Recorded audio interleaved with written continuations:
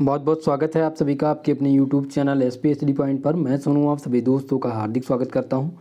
दोस्तों आज के इस क्लास के अंतर्गत हम डिस्कस करेंगे BSc first year second semester zoology का ऑब्जेक्टिव क्वेश्चन पेपर, जो हाल ही में कानपुर यूनिवर्सिटी द्वारा आयोजित कराया गया है।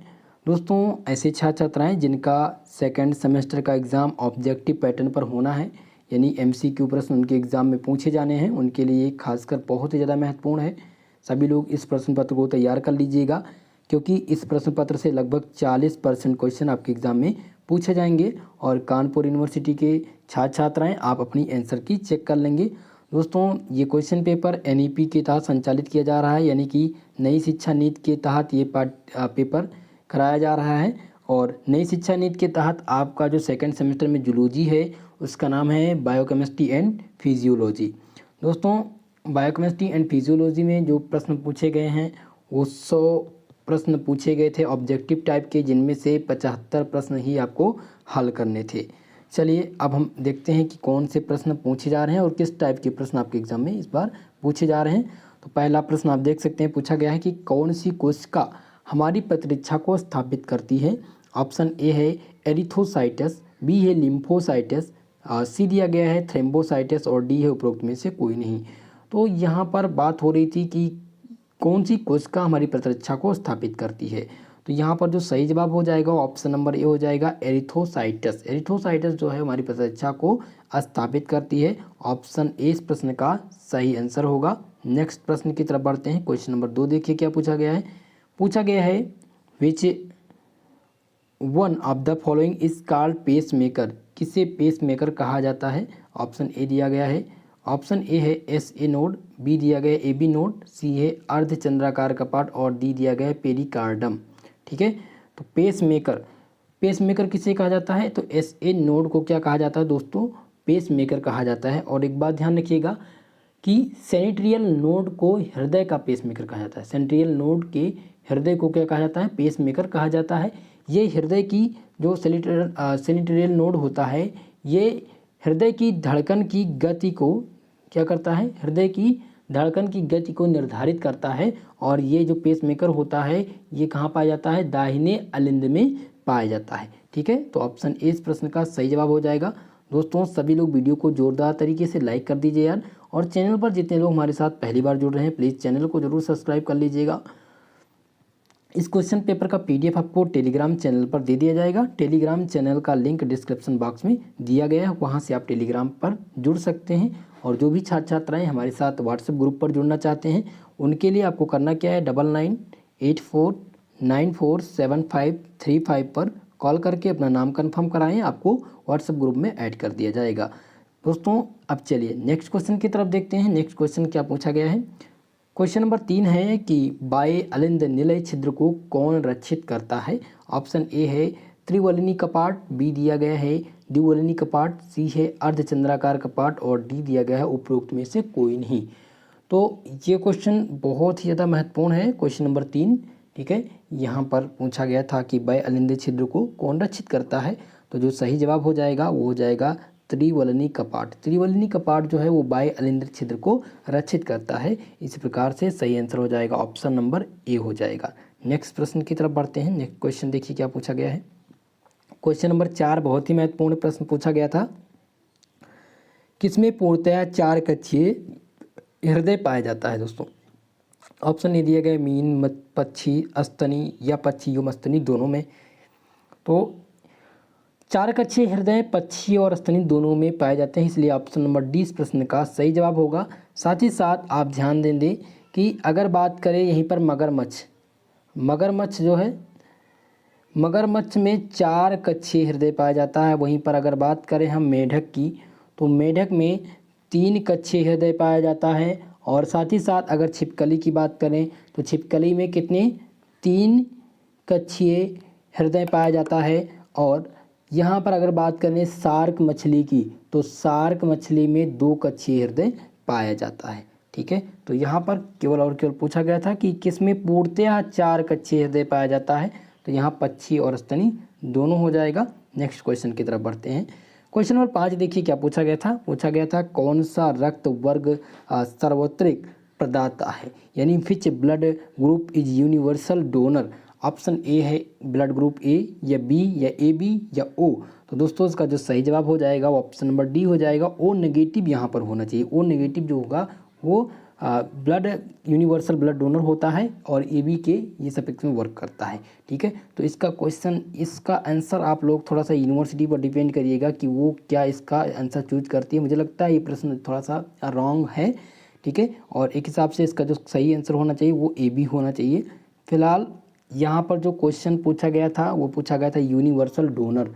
तो यूनिवर्सल डोनर में होता क्या है दोस्तों कि जो ओ नेगेटिव होता है वो ए बी को यूनिवर्सल रिसीवर करता है, यानी कि ए बी को ब्लड ग्रुप ए बी को क्या कहा जाता है, यूनिवर्सल रिसीवर कहा जाता है, रिसीवर कहा जाता है। ठीक है, और यहाँ पर डोनर की बात हो रही तो डोनर जो होगा वो ओ नेगेटिव होगा, लेकिन अगर रिसीवर की बात हो तो ए बी होगा। ठीक है, चलिए नेक्स्ट क्वेश्चन की तरफ बढ़ते हैं।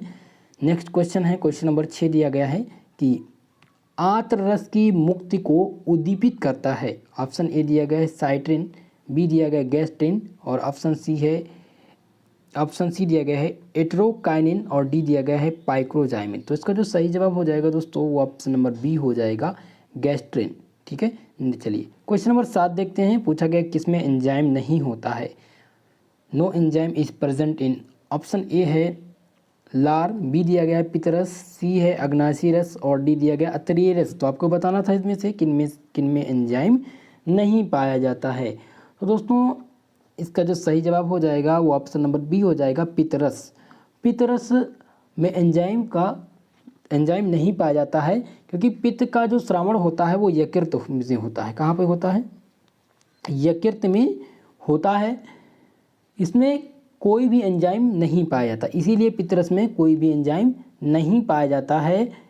इसमें कार्बनिक तथा अकार्बनिक लवण पित्त वर्णक जैसे कि लवण पाए जाते हैं, जैसे कि पित्त वर्णक, कोलेस्ट्रॉल, ये सभी। ठीक है, तो इसका जो सही जवाब हो जाएगा ऑप्शन नंबर बी हो जाएगा। नेक्स्ट प्रश्न देखते हैं, क्वेश्चन नंबर 8। निम्नलिखित में से पित्तरंगा है, इनमें आपको बताना है इनमें से कौन सा पित्तरंगा है। ऑप्शन ए दिया गया हीमोसाइनिन, ऑप्शन बी है बिलिरुबिन, सी है कोलिस्टोकाइनिन और डी दिया गया उपरोक्त सभी। तो इस प्रश्न का जो सही जवाब हो जाएगा दोस्तों वो हो जाएगा option number B, bilirubin. Bilirubin क्यों हो जाएगा, क्योंकि आप ध्यान दें कि जो ब्लाइट पिगमेंट होते हैं उनमें दो प्रकार के ब्लाइट पिगमेंट इंक्लूड होते हैं। किसमें, पित्तरंग में दो प्रकार के ब्लाइट पिगमेंट में दो प्रकार के पिगमेंट इंक्लूड होते हैं। पहला होता है दोस्तों बिलिरुबिन और दूसरा है बिलवार्डिन। ठीक है, अगर यहाँ पर बिलवार्डिन होता तब यहाँ पर उपरोक्त सभी होता। ठीक है, तो इसका जो सही जवाब हो जाएगा केवल और केवल ऑप्शन नंबर बी इस क्वेश्चन का सही आंसर है। चलिए नेक्स्ट प्रश्न की तरफ बढ़ते हैं।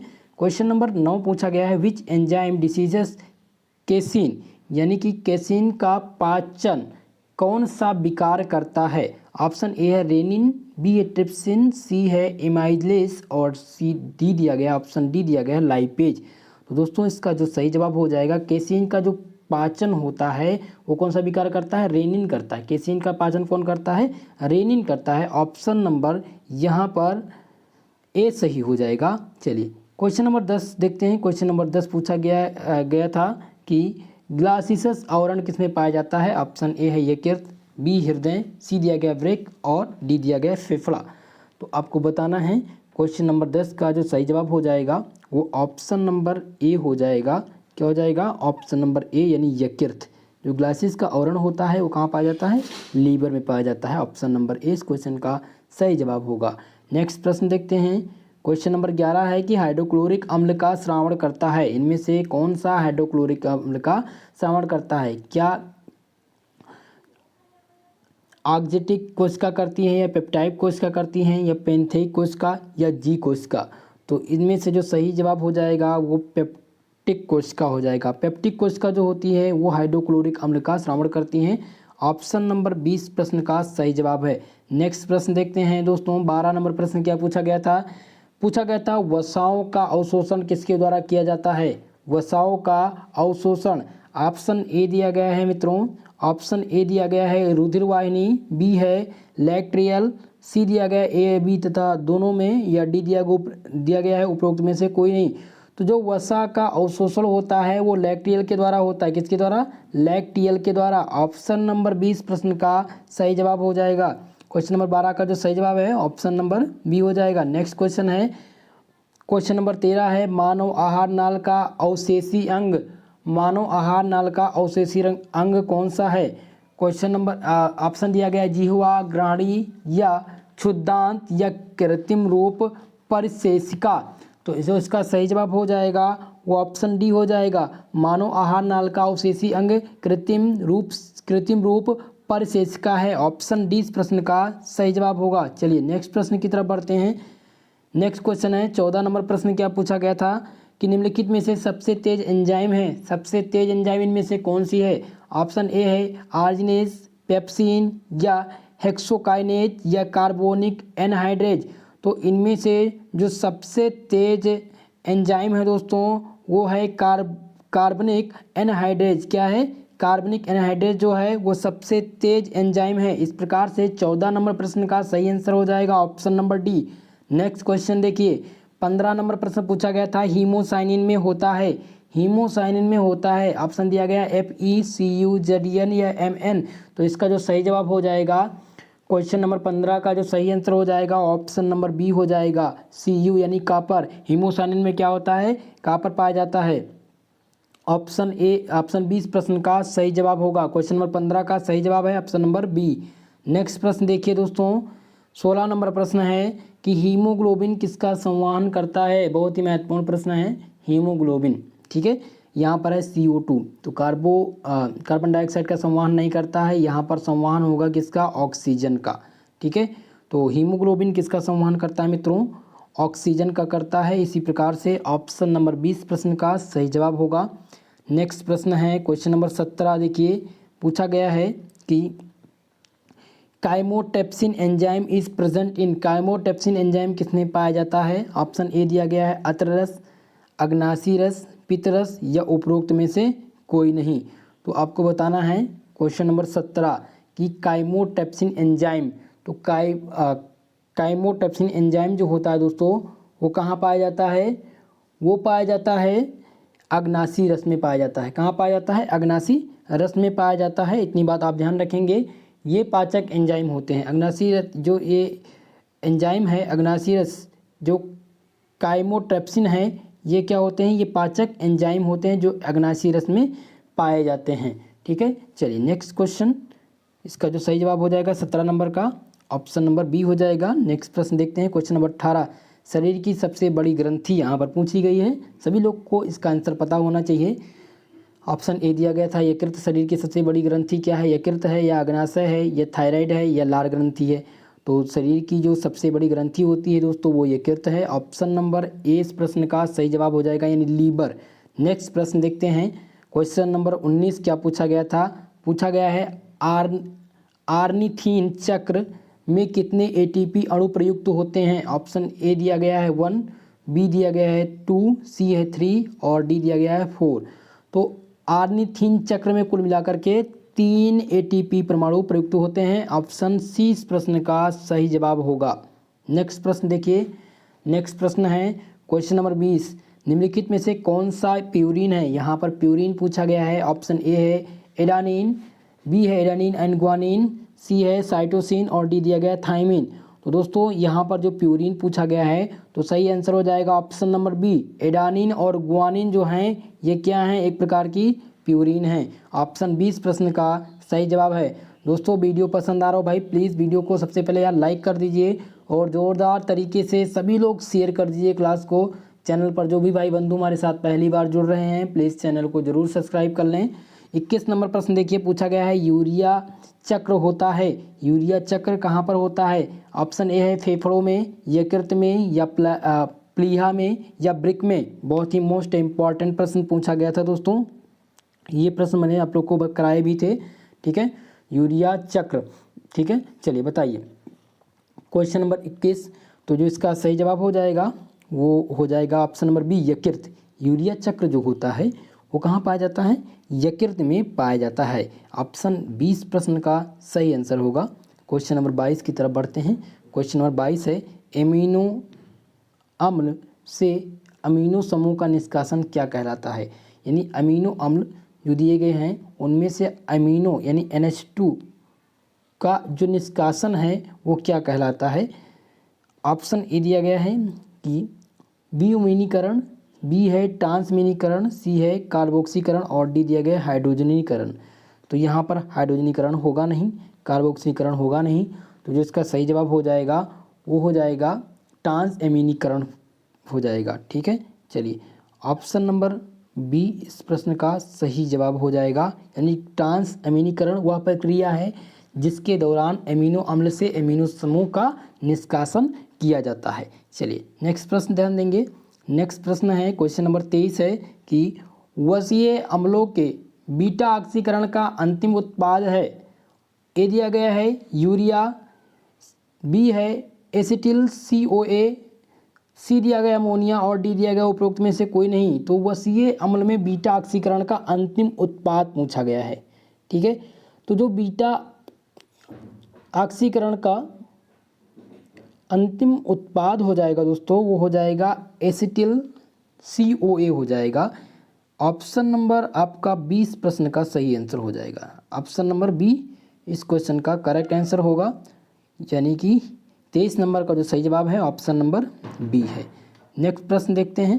24 नंबर क्वेश्चन है कि गैर कार्बोहाइड्रेट स्रोत से ग्लूकोज का संश्लेषण क्या कहलाता है। यानी synthesis of glucose from non carbohydrate source is called. Option A दिया गया है ग्लूकोनियोजेनेसिस, बी दिया गया है ग्लूकोजेनेसिस या ग्लाइकोजेनेसिस या उपरोक्त में से कोई नहीं। चलिए तो इस प्रश्न का 24 नंबर प्रश्न का जो सही आंसर हो जाएगा वो ऑप्शन नंबर ए हो जाएगा, ग्लूकोनियोजेनेसिस इस क्वेश्चन का सही जवाब होगा। नेक्स्ट प्रश्न ध्यान देंगे। क्वेश्चन नंबर 25 है ग्लाइकोलिसिस कहाँ होता है। ग्लाइकोलिसिस कहाँ पाया जाता है। ऑप्शन ए केंद्रक में पाया जाता है या अंतः प्राद्रव्य जालिका में पाया जाता है या माइटोकॉन्ड्रिया में या कोशिका द्रव्य में। तो क्वेश्चन नंबर 25 का जो सही जवाब हो जाएगा, जो सही आंसर हो जाएगा वो हो जाएगा ऑप्शन नंबर डी, ग्लाइकोलिसिस कहाँ पाया जाता है, कोशिका द्रव्य में पाया जाता है। ऑप्शन डी इस प्रश्न का सही आंसर है। चलिए क्वेश्चन नंबर 26 पूछा गया था कि beta oxidation theory of fatty acid was given by. वसीय अम्लों के बीटा ऑक्सीकरण का सिद्धांत किसने दिया है। ऑप्शन ए है ब्लूलर, बी दिया गया है बुकनर, सी है नूपस और डी दिया गया है समनर। चलिए सभी लोग बताइए इसका आंसर। क्वेश्चन नंबर 26, तो इस क्वेश्चन का जो सही जवाब हो जाएगा दोस्तों वो हो जाएगा नूपस। ऑप्शन नंबर सी इस क्वेश्चन का सही जवाब है। नेक्स्ट प्रश्न की तरफ बढ़ते हैं। नेक्स्ट प्रश्न सॉल्व करते हैं। नेक्स्ट प्रश्न क्या पूछा गया था, net gain of ATP is the glycolysis is. Glycolysis में ATP का शुद्ध लाभ होता है। तो बहुत ही महत्वपूर्ण प्रश्न है। 27 नंबर प्रश्न, इसका जो सही जवाब हो जाएगा दोस्तों 2 ATP हो जाएगा। क्या हो जाएगा, 2 ATP। ग्लाइकोलिसिस में जो ATP का शुद्ध लाभ होता है वो कितना होता है, 2 होता है, 2 ATP होता है। चलिए 28 नंबर प्रश्न देखिए क्या पूछा गया था। पूछा गया था कि ग्लाइकोजन को कहाँ साबित किया जाता है, यानी कि स्त्रावित किया जाता है, यानी कि where glycogen is stored in. Option A दिया गया यकृत में, मांसपेशियों में, ए बी दोनों में या उपरोक्त में से कोई नहीं। तो क्वेश्चन नंबर 28 का जो सही जवाब हो जाएगा दोस्तों वो ऑप्शन नंबर सी हो जाएगा, ए और बी दोनों में, कि ग्लाइकोजन का जो स्त्रावित होता है वो यकृत और मांसपेशियों दोनों में होता है। क्वेश्चन नंबर 29 है storage food of animal is. जंतुओं का संचित भोजन है मंड, ग्लाइकोजन, प्रोटीन या उपरोक्त में से कोई नहीं। इसका जो सही जवाब हो जाएगा दोस्तों, जंतुओं का जो संचित भोजन है वो ग्लाइकोजन है। ऑप्शन नंबर 20 प्रश्न का सही आंसर होगा। क्वेश्चन नंबर 30 पूछा गया है कि synthesis of glycogen from the glucose is called. Glucose से ग्लाइकोजन का संश्लेषण क्या कहलाता है। ऑप्शन ए है ग्लूकोनियोजेनेसिस, बी दिया गया है ग्लाइकोजिनेसिस, सी दिया गया है ग्लाइकोलिसिस, डी दिया गया है ग्लाइकोजिनेसिस। तो आपको इसमें से बताना है कि ग्लूकोज से ग्लाइकोजन का संश्लेषण क्या कहलाता है। तो इसका जो संश्लेषण कहलाता है दोस्तों वो ग्लाइकोजिनेसिस कहलाता है। ऑप्शन डी इस प्रश्न का सही आंसर है। नेक्स्ट प्रश्न देखिए, नेक्स्ट प्रश्न क्या पूछा गया है। एक मिनट, थोड़ा सा पीपीटी में दिक्कत हो गई। चलिए नेक्स्ट प्रश्न है कि TCA cycle occurs in, TCA चक्र कहाँ होता है। ऑप्शन ए है माइटोकॉन्ड्रिया, कोशिका द्रव, राइबोसोम या गाल्जी काय। तो जो TCA चक्र होता है वो कहाँ पाया जाता है, माइटोकॉन्ड्रिया में पाया जाता है। ऑप्शन नंबर ए इस प्रश्न का सही जवाब हो जाएगा। नेक्स्ट प्रश्न देखते हैं, 32 नंबर प्रश्न है कि ग्लाइकोलिसिस का अंतिम उत्पाद इनमें से कौन सा है। ऑप्शन ए है ग्लाइकोजन, बी है एसिटिल CoA, सी दिया गया है पारुविक अम्ल और डी दिया गया है एसिटिक अम्ल। तो जो ग्लाइकोलिसिस का अंतिम उत्पाद हो जाएगा दोस्तों वो हो जाएगा पायरुविक अम्ल हो जाएगा। ऑप्शन सी इस प्रश्न का सही जवाब हो जाएगा। नेक्स्ट प्रश्न देखते हैं, क्वेश्चन नंबर 33 पूछा गया है कि सक्सिनेट डिहाइड्रोजिनेज का मोलिनिक अम्ल द्वारा दमन किसका उदाहरण है। ऑप्शन ए दिया गया प्रतिस्पर्धी सदमन, ऑप्शन बी दिया गया है अप्रतिस्पर्धी सदमन, सी है गैर स्पर्धी समदन और ऑप्शन डी है प्रतिपुष्ट सदमन। तो इस प्रश्न का क्वेश्चन नंबर 33 का सही जवाब हो जाएगा वो ऑप्शन नंबर ए हो जाएगा। चलिए नेक्स्ट प्रश्न देखते हैं दोस्तों क्या पूछा गया था। क्वेश्चन नंबर 34 है कि लैक्टेट डिहाइड्रोजिनेज LDH किसका उदाहरण है। LDH किसका उदाहरण है, यानी कि लैक्टेट डिहाइड्रोजिनेज किसका उदाहरण है। ऑप्शन ए दिया गया है समविकार, सहविकार या प्रागविकार या एपो एंजाइम का।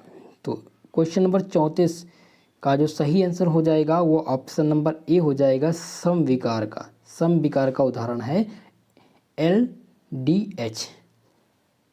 दोस्तों जो LDH है, LDH वो किसका उदाहरण है, वो उदाहरण है समविकार का आइसो एंजाइम का। ऑप्शन ए इस प्रश्न का सही जवाब है। 35 नंबर प्रश्न है, 35वां प्रश्न पूछा गया है कि पेप्सिन किस pH पर कार्य करता है।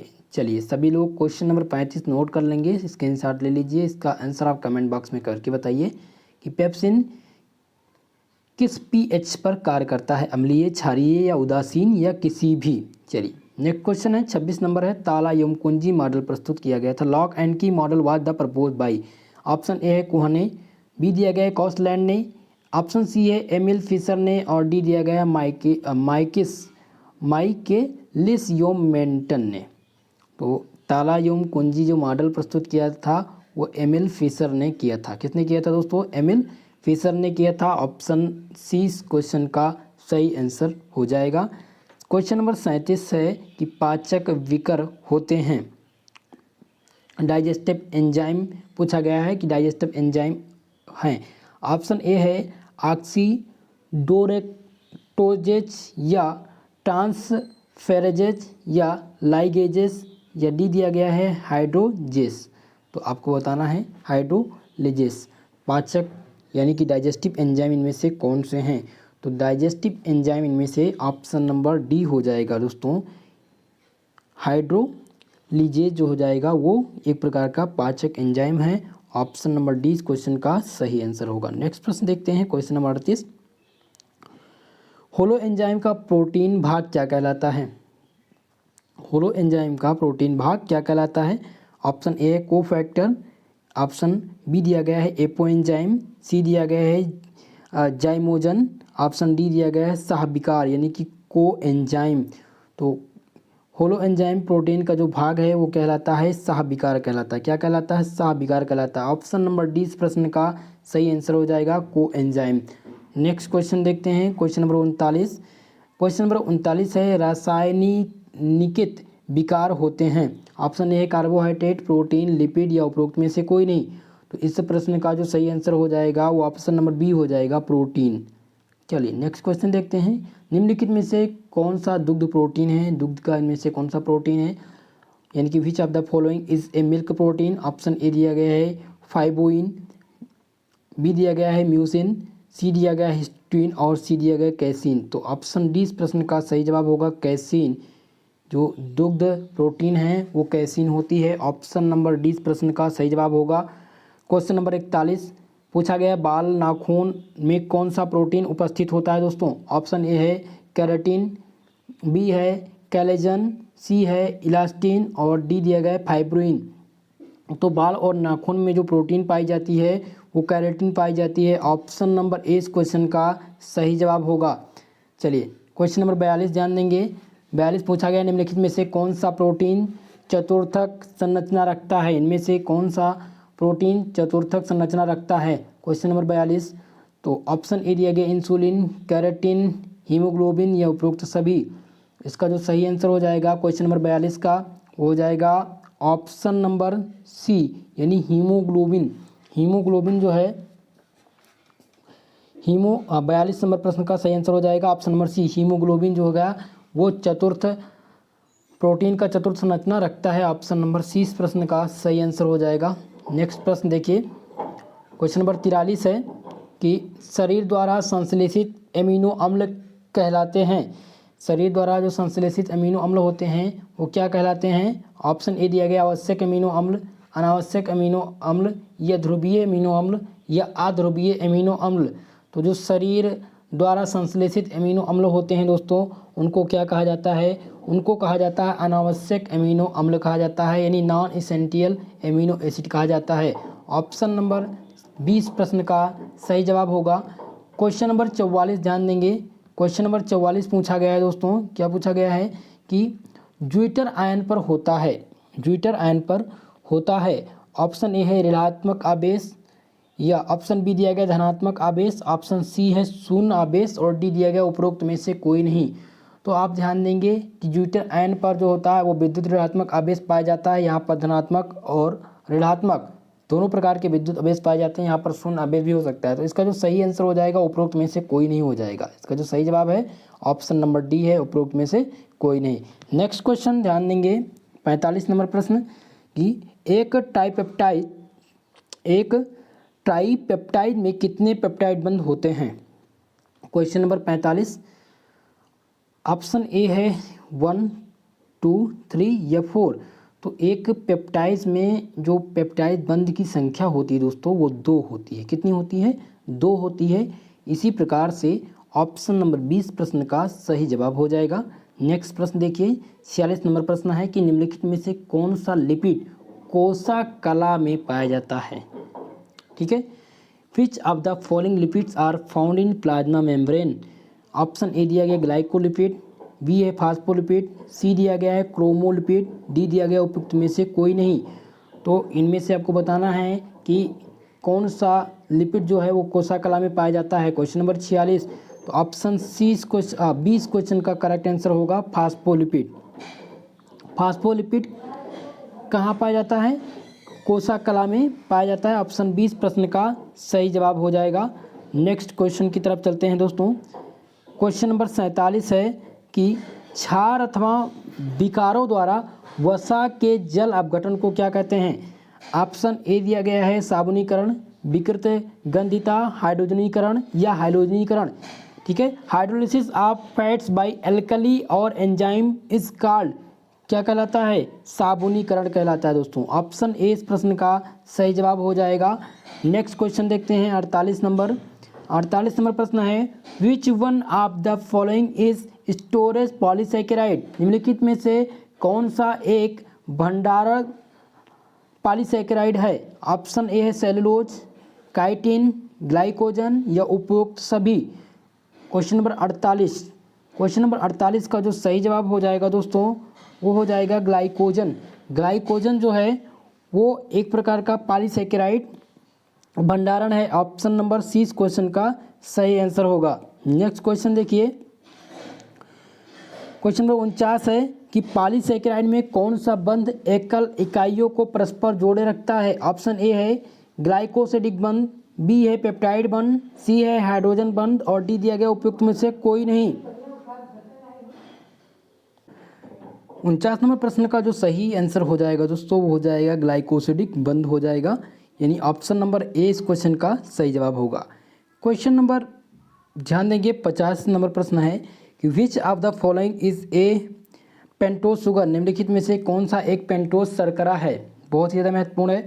ऑप्शन ए दिया गया है एरिथोस, ऑप्शन बी है डाईऑक्सीराइबोस, सी है ग्लैक्टोज और डी दिया गया है ग्लूकोज। तो आपको बताना है इनमें से कौन सा एक पेप्टाइड शर्करा है। तो इसका जो सही आंसर हो जाएगा दोस्तों वो ऑप्शन नंबर ए हो जाएगा एरिथोज। एरिथोज जो है वो क्या है, एक प्रकार का पेंटोज शर्करा है। ऑप्शन ए इस प्रश्न का सही जवाब हो जाएगा। नेक्स्ट क्वेश्चन देखते हैं दोस्तों। क्वेश्चन नंबर 51 है किस अंग को RBCS का कब्रिस्तान कहा जाता है, यानी कि which organs are called the graveyard of RBCS। Option A है प्लीहा, बी है पित्ताशय, सी है अग्नाशय और डी दिया गया यकृत। क्वेश्चन नंबर 51, तो इसका जो सही आंसर हो जाएगा वो हो जाएगा प्लीहा। प्लीहा को क्या कहा जाता है, RBCS का कब्रिस्तान कहा जाता है। Option A. प्रश्न है कि किसे चाइल्ड बर्थ हार्मोन कहा जाता है, which known as the child birth hormone. Option A दिया गया है दोस्तों रिलैक्सिन, बी है वैसोप्रेसिन, सी दिया गया है एस्ट्रोजेन, ऑप्शन डी है ऑक्सीटोसिन। तो इस क्वेश्चन का क्वेश्चन नंबर 53, इस क्वेश्चन का जो सही जवाब हो जाएगा दोस्तों वो ऑप्शन नंबर डी हो जाएगा ऑक्सीटोसिन। ऑक्सीटोसिन को क्या कहा जाता है, चाइल्ड बर्थ हार्मोन्स कहा जाता है। इस प्रकार से क्वेश्चन नंबर 53 का सही आंसर हो जाएगा ऑप्शन नंबर डी। नेक्स्ट प्रश्न देखते हैं दोस्तों। नेक्स्ट प्रश्न है मैमल्स आर स्तनी होते हैं। ऑप्शन ए दिया गया है कि एमोनोटिक, बी दिया गया है अमीनोटेलिक,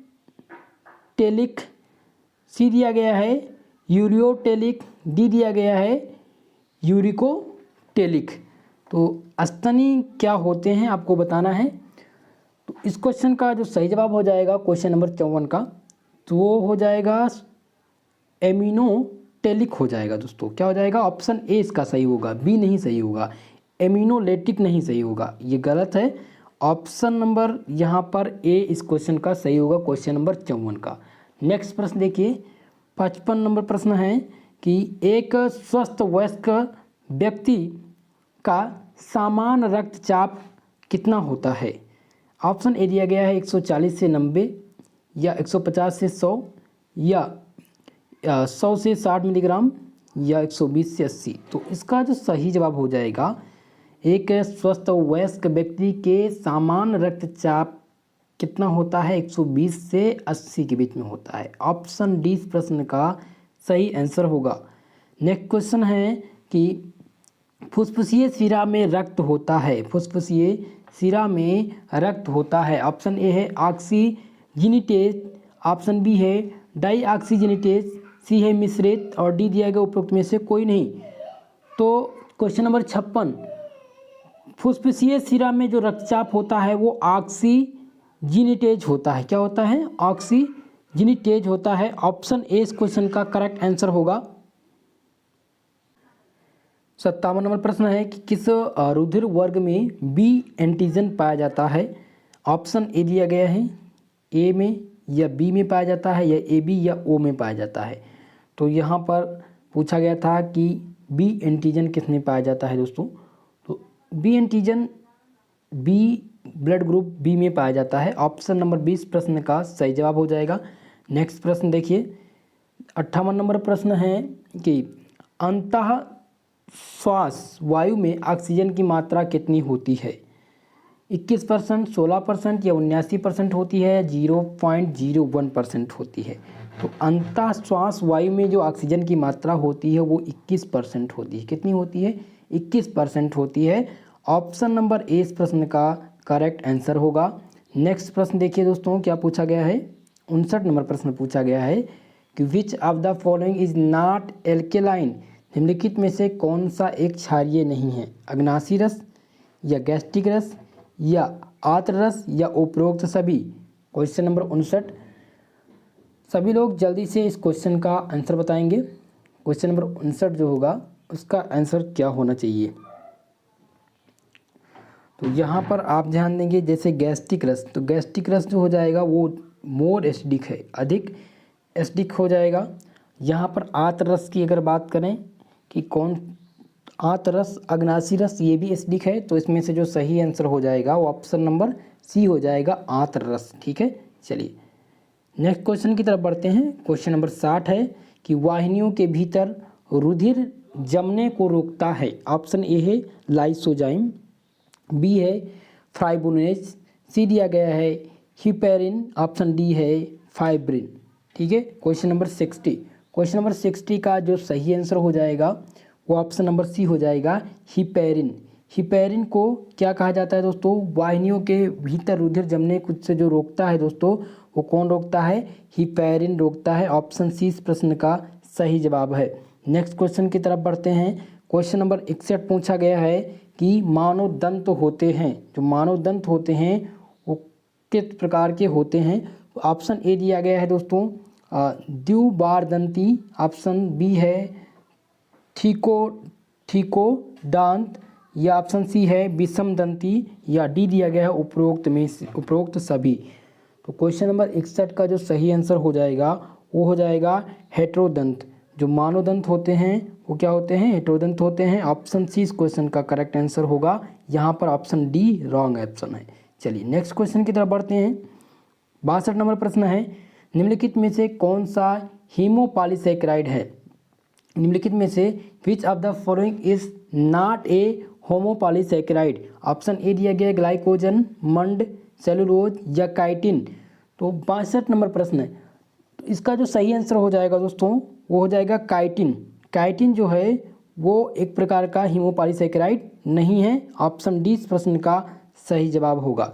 चलिए नेक्स्ट क्वेश्चन की तरफ बढ़ते हैं दोस्तों। नेक्स्ट क्वेश्चन क्या पूछा गया है?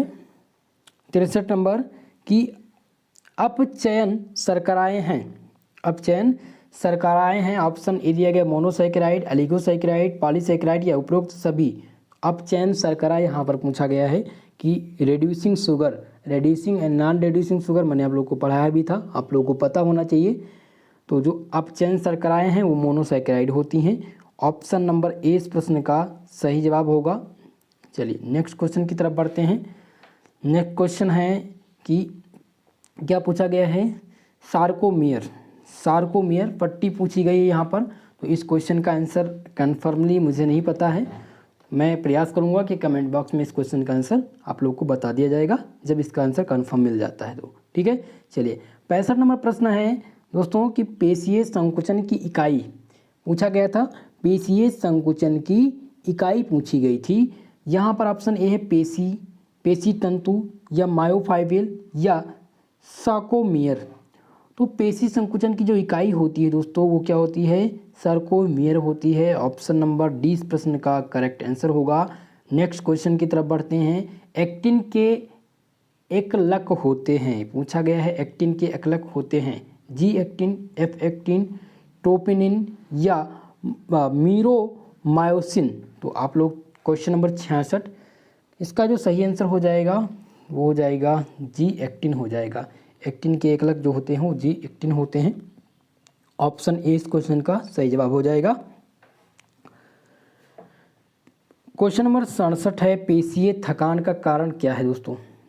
पेशीय थकान का कारण क्या है? ऑप्शन ए है पाइरुविक अम्ल, लैक्टिक अम्ल, एसिटिक अम्ल या ऑक्जेलिक अम्ल। तो पेशीय थकान का जो कारण है वो है पाइरुविक अम्ल, माफ़ करिएगा, ये हो जाएगा लैक्टिक अम्ल, पाइरुविक अम्ल नहीं होगा यहाँ पर, ये ऑप्शन रॉन्ग हो जाएगा। यहाँ पर जो सही जवाब हो जाएगा वो हो जाएगा लैक्टिक अम्ल, राइट आंसर हो जाएगा option number B. Next question देखिए 68 नंबर प्रश्न है कि पेशीय तंतुओं में कैल्शियम आयन कहाँ संचित होता है? कैल्शियम आयन पूछा गया है कि कहाँ पर संचित होता है। ऑप्शन ए है गाल्जी काय, बी है केंद्रक, राइबोसोम या सार्कोप्लाज्मिक जालिका। क्वेश्चन नंबर 68, इसका जो सही जवाब हो जाएगा वो हो जाएगा ऑप्शन नंबर डी साइकोप्लाज्मिक जालिका। पेशीय तंतुओं में जो कैल्शियम आयन संचित होता है वो साइकोप्लाज्मिक जालिका में संचित होता है। ऑप्शन नंबर डी इस प्रश्न का करेक्ट आंसर है। नेक्स्ट क्वेश्चन देखिए, पेशी संकुचन के लिए जरूरी आयन यहाँ पर पूछा गया है। 69 नंबर प्रश्न है, कि पेशी संकुचन के लिए जरूरी आयन कौन सा है, Zn, Fe, Ca या Cu। चलिए, तो इस क्वेश्चन का जो सही जवाब हो जाएगा 69 नंबर का, वो हो जाएगा option number C, calcium. Calcium जो हो जाएगा वो पेशी संकुचन के लिए जरूरी आयन है। ऑप्शन नंबर सी इस प्रश्न का सही आंसर है। नेक्स्ट प्रश्न देखिए, क्वेश्चन नंबर 70 पूछा गया था, मायोफाइबिल की गहरी पट्टियाँ किसकी बनी होती हैं। ऑप्शन ए है एक्टिन छड़ें, मायोसिन छड़ें, एक्टिन तथा मायोसिन दोनों से, या उपयुक्त में से कोई नहीं। तो इस प्रश्न का जो सही आंसर हो जाएगा ऑप्शन नंबर सी हो जाएगा, एक्टिन तथा मायोसिन दोनों। नेक्स्ट क्वेश्चन देखिए दोस्तों, 71 नंबर प्रश्न है। क्वेश्चन नंबर 71 ध्यान देंगे, पूछा गया यहाँ पर कि मायोफाइबिल की हल्की पट्टियाँ किसके द्वारा द्विभाजित होती हैं। सभी लोग चलिए इस क्वेश्चन का आंसर आप लोग करेंगे, क्वेश्चन नंबर 71 का, कि मायोफाइबिल की जो हल्की पट्टियाँ होती हैं वो किसके द्वारा द्विभाजित होती हैं, जेड रेखा के द्वारा, एम रेखा के द्वारा या एच रेखा के द्वारा। क्वेश्चन नंबर 72 है दोस्तों कि मायोफाइबिल्स में पाई जाने वाली संकुचनशील प्रोटीन होती है। ऑप्शन ए है कोलेजन तथा केराटिन, ऑप्शन बी है ट्रिप्सिन तथा काइनोट्रिप्सिन, सी है मायोसिन तथा एक्टिन, डी दिया गया है फ्रेबिल तथा फाइब्रोइन।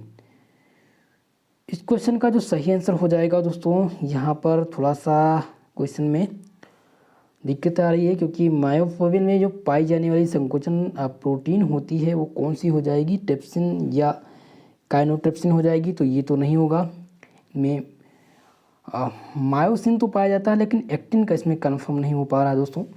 हालांकि इसका जो सही आंसर होना चाहिए मेरे हिसाब से वो ऑप्शन सी ही होना चाहिए। एक बार आप लोग इसका चेक कर लीजिएगा आंसर, ठीक है। चलिए नेक्स्ट क्वेश्चन देख लेते हैं, हालांकि मैं कंफर्म करके आप लोग को बता दूंगा। क्वेश्चन नंबर 73 है, ऐच्छिक पेशियाँ होती हैं, ऐच्छिक पेशियाँ जो होती हैं वो किसकी बनी होती हैं। ऑप्शन ए है कंकालीय पेशियाँ या आंतरागीय पेशियाँ, सी है हद पेशियाँ या डी दिया गया उपरोक्त सभी।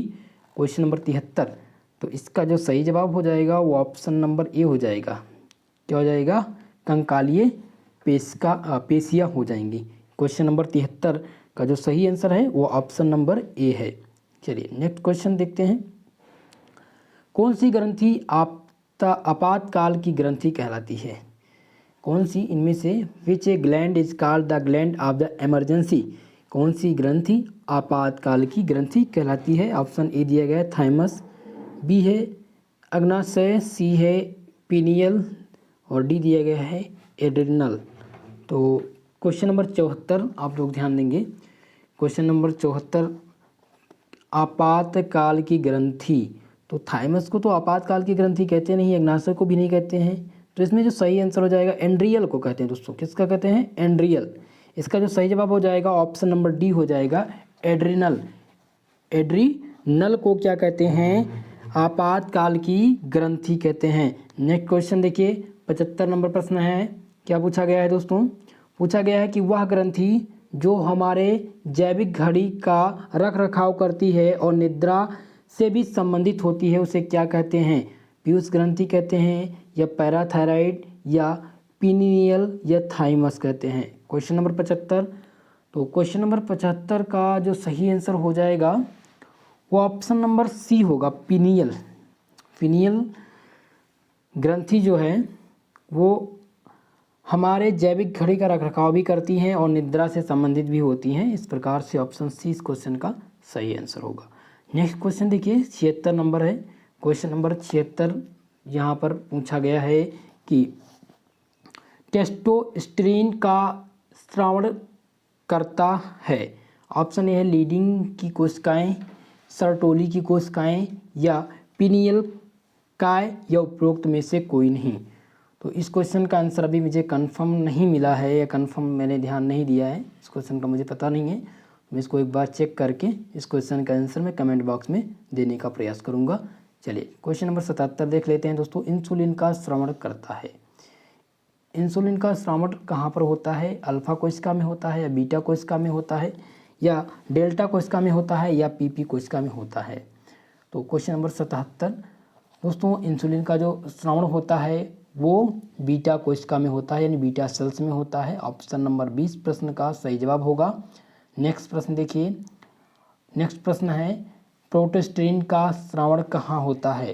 प्रोटोस्टेरिन का स्रावित होता है। ऑप्शन ए है वृक्क में, पीयूष ग्रंथि में, या सी दिया गया है दोस्तों कार्पस ल्यूटियम में, या अधवृक्क ग्रंथि में। तो क्वेश्चन नंबर 78 इसका जो सही आंसर हो जाएगा वो हो जाएगा कार्पस ल्यूटियम। क्या हो जाएगा दोस्तों? Corpus luteum. प्रोटोस्टेरिन का स्रावित जो करता है वो कौन करता है? कार्पस ल्यूटियम करता है। ऑप्शन नंबर 30 प्रश्न का सही जवाब होगा। क्वेश्चन है कि case of the Cushing syndrome is, Cushing syndrome का कारण क्या है? ऑप्शन नंबर ए दिया गया है एड्रिनल की अति सक्रियता, या एड्रिनल की अल्प सक्रियता, या हाइपोथायराइडिज्म, या ऑप्शन नंबर डी दिया गया है हाइपर थायराइडिज्म।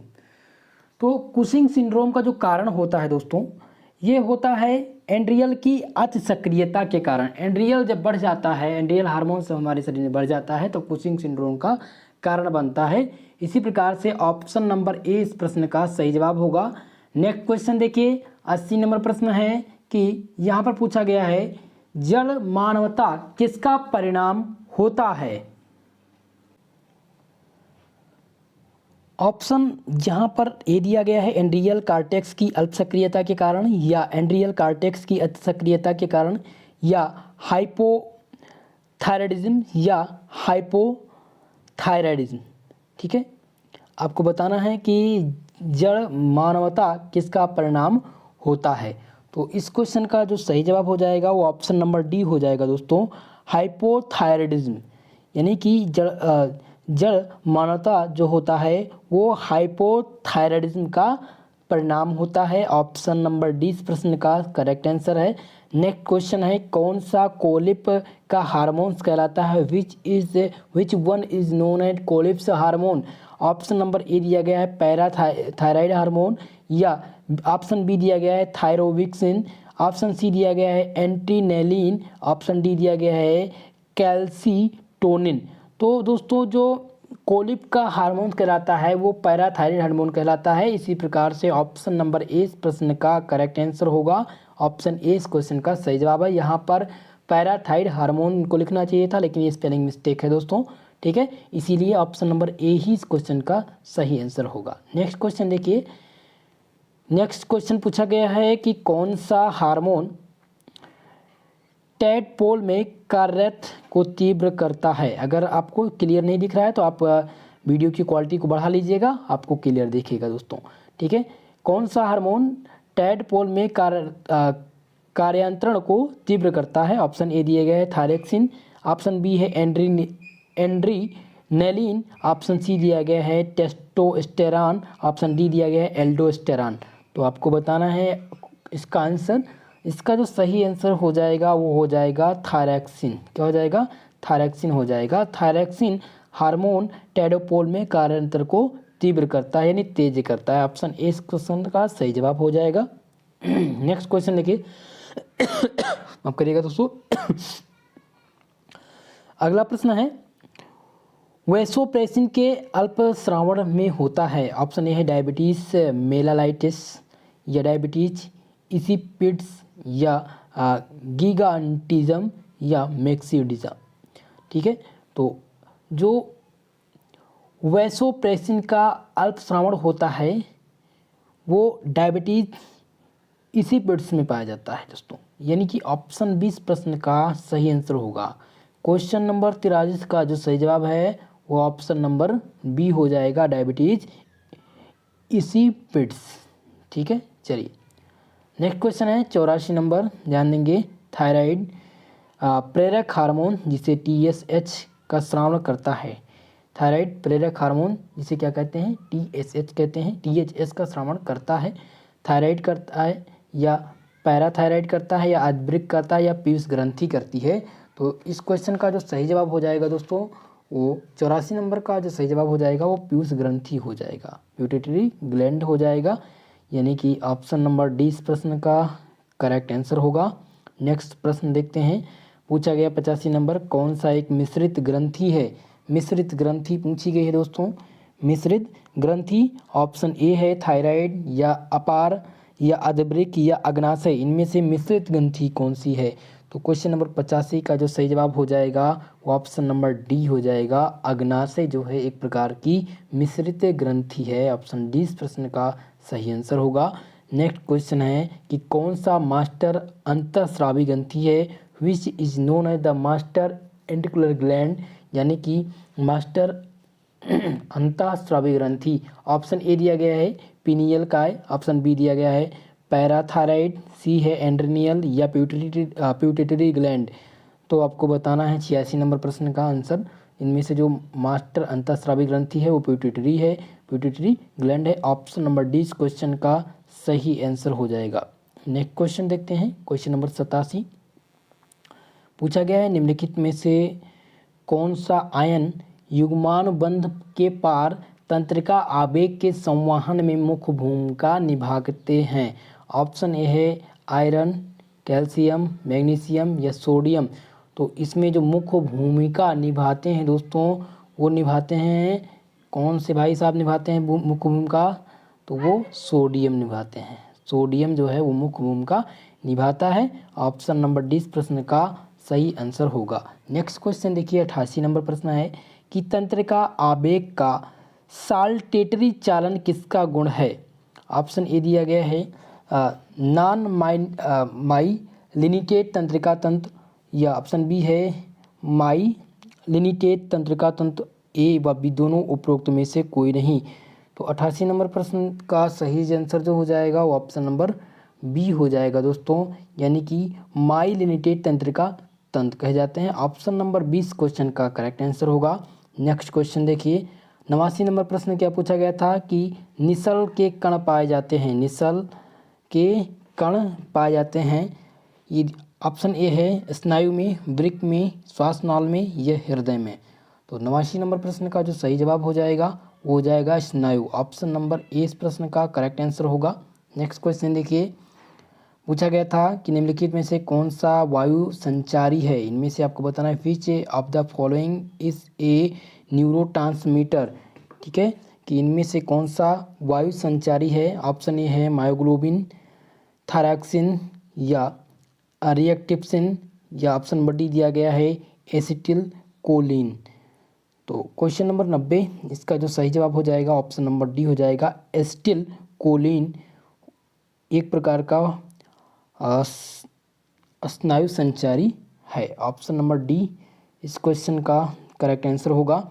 नेक्स्ट क्वेश्चन देखिए क्वेश्चन नंबर 91 है कि रक्त का थक्का जमने में कौन सी विटामिन मुख्य भूमिका निभाती है? Which vitamin has the signification role in the blood clotting. तो ऑप्शन ए दिया गया विटामिन डी या विटामिन ई या के या उपरोक्त सभी। तो इसमें जो मुख्य भूमिका निभाती है दोस्तों वो विटामिन के निभाती है। ऑप्शन सी इस प्रश्न का करेक्ट आंसर होगा। नेक्स्ट क्वेश्चन की तरफ बढ़ते हैं। क्वेश्चन नंबर 92 है श्वसन केंद्र पाया जाता है। श्वसन केंद्र पाया जाता है सेरेब्रम में या मेडुला ऑब्लांगेटा में या हाइपोकैम्पस में या उपरोक्त में से कोई नहीं। तो जो श्वसन केंद्र होता है दोस्तों वो ऑप्शन नंबर बी सही हो जाएगा, मेडुला ऑब्लांगेटा में पाया जाता है, यानी ऑप्शन नंबर 20 क्वेश्चन का सही आंसर होगा। नेक्स्ट क्वेश्चन है मानव की ध्वनि बॉक्स है। मानव की ध्वनि बॉक्स है लैरिक्स, फेरिक या दिया गया है साइड्रिक्स या उपरोक्त में से कोई नहीं। तो जो मानव का ध्वनि बॉक्स होता है क्वेश्चन नंबर 93 मानव का जो ध्वनि बॉक्स होता है वो लैरिक्स होता है। ऑप्शन नंबर ए इस प्रश्न का सही जवाब होगा। नेक्स्ट क्वेश्चन देखिए 94 नंबर क्वेश्चन पूछा गया था दोस्तों कि 1 ग्राम हीमोग्लोबिन कितनी O2 का संवहन करती है? यानी 1 ग्राम हीमोग्लोबिन जो होती है वो कितने ऑक्सीजन का संवहन करती है? तो लगभग 1.34 मिलीग्राम का संवहन करती है। ऑप्शन नंबर 20 क्वेश्चन का सही जवाब हो जाएगा। नेक्स्ट क्वेश्चन देखिए ध्यान देंगे दोस्तों 95 नंबर प्रश्न है वृक्क की कार्य की इकाई। क्या पूछा गया है? वृक्क की शारीरिक इकाई पूछी गई है। ऑप्शन नंबर ए दिया गया है सेनीफेरल ट्यूबल, हेलेने का लूप या यूरिनीफेरल ट्यूब्यूल या न्यूरॉन। दोस्तों ब्रेक की जो कार्यक इकाई होती है नेफ्रॉन होनी चाहिए, यहाँ पर न्यूरॉन दिया गया है तो ऑप्शन नंबर ए ही सही, ऑप्शन नंबर डी सही होगा, न्यूरॉन। ठीक है, चलिए क्वेश्चन नंबर 96 है, रक्त स्पंदन हेतु आवश्यक आयन इनमें से, रक्त स्पंदन हेतु जो आवश्यक आयन है कौन से हैं, Zn, Cl, Ca या Na। ठीक है, आपको बताना है। 96 नंबर प्रश्न, तो इसका जो सही आंसर हो जाएगा वो ऑप्शन नंबर डी हो जाएगा, सोडियम। रक्त का स्पंदन है जो आवश्यक आयन होते हैं वो सोडियम होते हैं, ऑप्शन डी इस प्रश्न का करेक्ट आंसर है। नेक्स्ट क्वेश्चन की तरफ बढ़ते हैं। नेक्स्ट क्वेश्चन है कि रुधिर लाल रोगाणु रुधिराणु हैं, रुधिराणु हैं। ऑप्शन ए है प्लाज्मा, लसिका, पित्त या सीरम। क्वेश्चन नंबर 97, आप सभी को क्लास के बाद में इस क्वेश्चन का आंसर आपको बताना है। इस क्वेश्चन का आंसर क्या होगा, अभी आप सभी लोग इसका स्क्रीनशॉट ले सकते हैं और इसका मैं कमेंट बॉक्स में आंसर आप लोग को बताऊंगा। क्वेश्चन नंबर 98 है कि आरबीसी का निर्माण कहाँ पे होता है। दोस्तों हृदय में या प्लाहिया में या लाल अस्थिमज्जा में या उपरोक्त में से सभी। तो जो आरबीसी का फॉर्मेशन होता है वो कहाँ पे होता है, लाल अस्थिमज्जा में होता है दोस्तों, रेड बोन मैरो में होता है। ऑप्शन नंबर सी इस क्वेश्चन का सही आंसर होगा। नेक्स्ट क्वेश्चन देखिए, 99 नंबर प्रश्न है कि आरबीसी का जीवन काल होता है 30 दिन का, 60 दिन का, 90 दिन का या 120 दिन का। तो जो आरबीसी का जीवन काल होता है दोस्तों वो 120 दिन का होता है, ऑप्शन नंबर डी इस प्रश्न का करेक्ट आंसर होगा। नेक्स्ट क्वेश्चन है कि किस स्तनी में केंद्रयुक्त लाल रुधिराणु पाए जाते हैं, मृग, शशक, ऊंट या चूहा। तो इसका जो सही जवाब हो जाएगा दोस्तों वो ऑप्शन नंबर डी हो जाएगा, यानी कैमल, ऊंट में। ठीक है, चलिए तो आज कुल मिलाकर के हमने सॉल्व कर लिए हैं 100 ऑब्जेक्टिव टाइप क्वेश्चन जो कानपुर यूनिवर्सिटी द्वारा ये पेपर कराया गया था, उसका कंप्लीट मैंने सलूशन आप लोग को दे दिया है। तो आप सभी इस क्वेश्चन पेपर को कम्प्लीटली तैयार कर लीजिएगा जिनका एग्ज़ाम अभी नहीं हुआ है। ये क्वेश्चन पेपर बहुत ही महत्वपूर्ण है, इसमें बहुत ही इंपॉर्टेंट और बहुत ही टिपिकल क्वेश्चन पूछे गए थे दोस्तों। यूपीएच से एक भी क्वेश्चन इसमें नहीं आया, लगभग ये मानकर चलिए यूपीएच एक सीरीज़ आती है, अगर जिन्होंने पढ़ा होगा तो मुझे लगता नहीं है कि उससे कोई भी क्वेश्चन आया है। ठीक है, तो आप लोग इस प्रश्न को कम्प्लीटली तैयार कर लीजिएगा। दोस्तों आज की ये क्लास आप लोग को कैसी लगी कमेंट बॉक्स में कमेंट करके ज़रूर बताएं, और साथ ही साथ वीडियो हमारी ये पसंद आई हो तो प्लीज़ वीडियो को लाइक करिएगा, शेयर करिएगा। चैनल पर अगर नए आए हैं चैनल को ज़रूर सब्सक्राइब करिएगा दोस्तों, और आपको इसका पीडीएफ टेलीग्राम चैनल और व्हाट्सएप ग्रुप पर दे दिया जाएगा, वहाँ से आप इस पीडीएफ को प्राप्त कर सकते हैं। इसका कंप्लीट आंसर की भी मैं आपको अपलोड कर दूंगा। हालांकि आंसर की तो आपको मिल चुकी है, आप वीडियो देखेंगे तो आपको कम्प्लीटली आपका क्वेश्चन भी कंप्लीट हो जाएगा और आंसर की भी आपको मिल जाएगी। ठीक है, तो इस प्रकार से आप अपनी तैयारी करिएगा। कल की क्लास में हम सॉल्व करेंगे बॉटनी का आंसर की, आप लोग को सॉल्व कराने वाले हैं जो कानपुर यूनिवर्सिटी द्वारा आयोजित कराया गया था, या जल्द ही आपको मिल जाएगा जूलॉजी का। कल हम सॉल्व कराने वाले हैं जूलॉजी का ही क्वेश्चन पेपर जो सिद्धार्थ यूनिवर्सिटी द्वारा आयोजित कराया गया है।